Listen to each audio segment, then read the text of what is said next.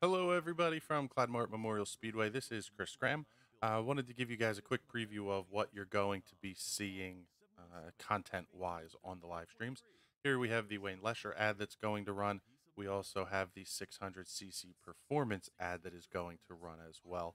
And both of those will run at various points throughout the live streams. To give you an idea of the structure, we're going to run a pre-intermission show where basically we're going to show all the heats and any consolations that run before intermission.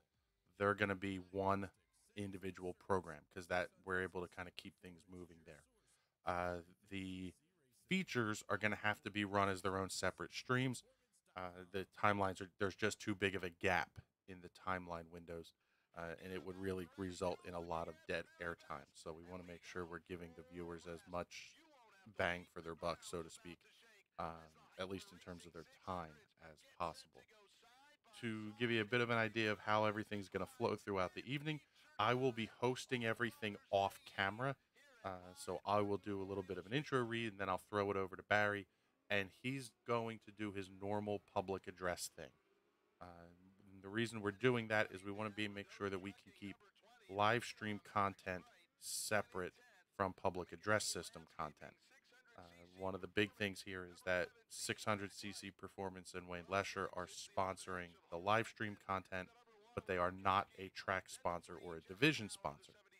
On the flip side of that coin, Hyper Racing is a track division sponsor, but they are not involved with the live stream. So we're not going to be showing Hyper Racing graphics on the live stream or any of that kind of stuff unless they're willing to cut a sponsorship deal with us and the track for that. But that's entirely, a discussion for a different time. But that's basically the long and short of how everything's going to run. The split hosting duties will allow Barry to keep being the voice of the Speedway, which is really important to me. And then we'll have us doing kind of the intros and outros and commercial breaks and commercial reads and that kind of stuff. So all in all, it'll be nice to have a couple of different voices for the fans to hear, and we'll be able to give them some pretty neat content. So if you have any questions on that, feel free to ask away on those. I wanted to give you a rundown of some of the graphics packages we're going to be doing. The first one we'll show you here is the starting lineup graphics. These is populated from Race Monitor. So the data that's in Race Monitor is what the viewers are going to see. So it's really important that we have working transponders and all that kind of stuff on the cars. Because if there's a transponder issue, then the viewers are going to see, bad data on their screens. But that's a look at the starting lineup graphics there. While the races are running, we have two separate graphics packages that we can use. The first of which we'll give you a look at here is a bar across the top. This can be configured a multitude of different ways. Currently, I have it set up to show the top three, and it will show first place runner as the leader, second place runner, and the gap back to from first to second, and then third place with the gap as well. So we can make this show top six. We can make this scroll 1 through 6, 7 to 12, 13 to 18, whatever it be. There's a lot we can do with this.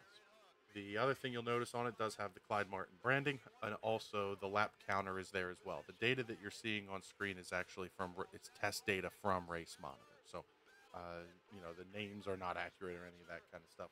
It's more of just data that we can show as a test. So, the second graphics package is something that I'm kind of leaning towards using under yellow.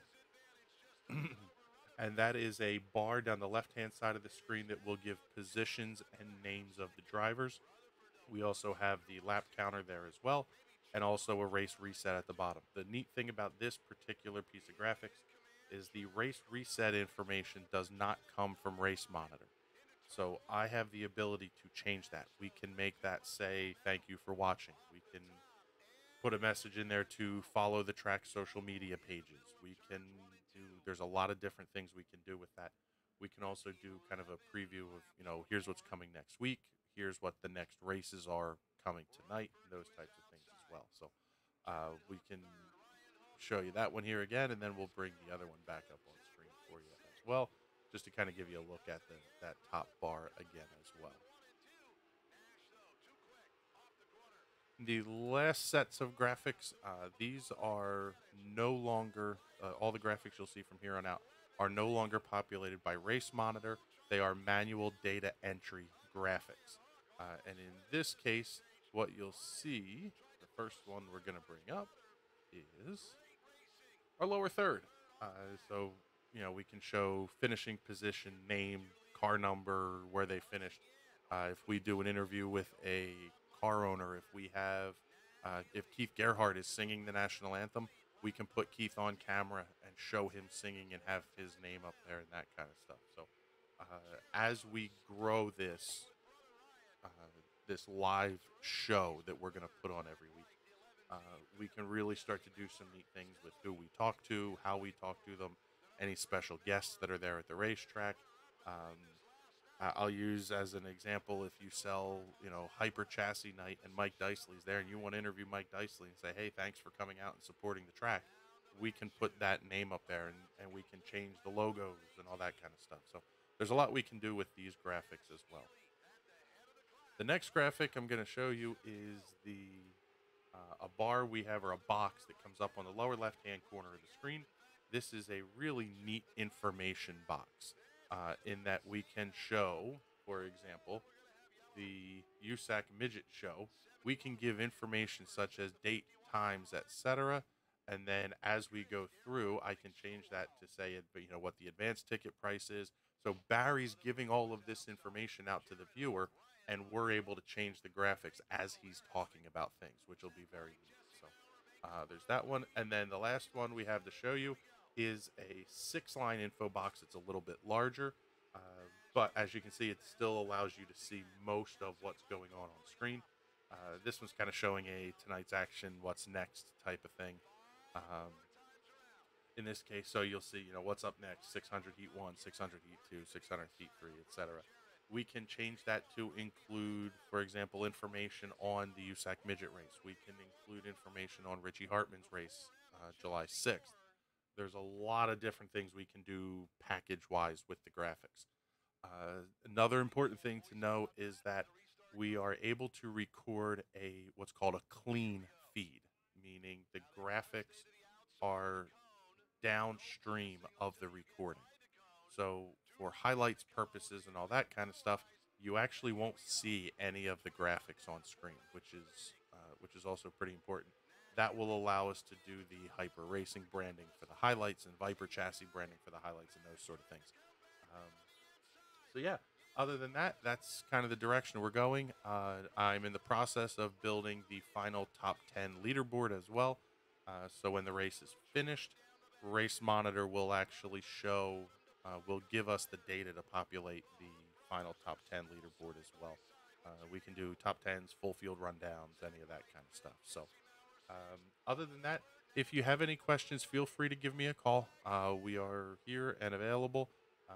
Really looking forward to showcasing the track to a much wider audience and really seeing the revenue benefits that are going to come from that as well. So thank you, everybody, for listening. We'll talk to you soon.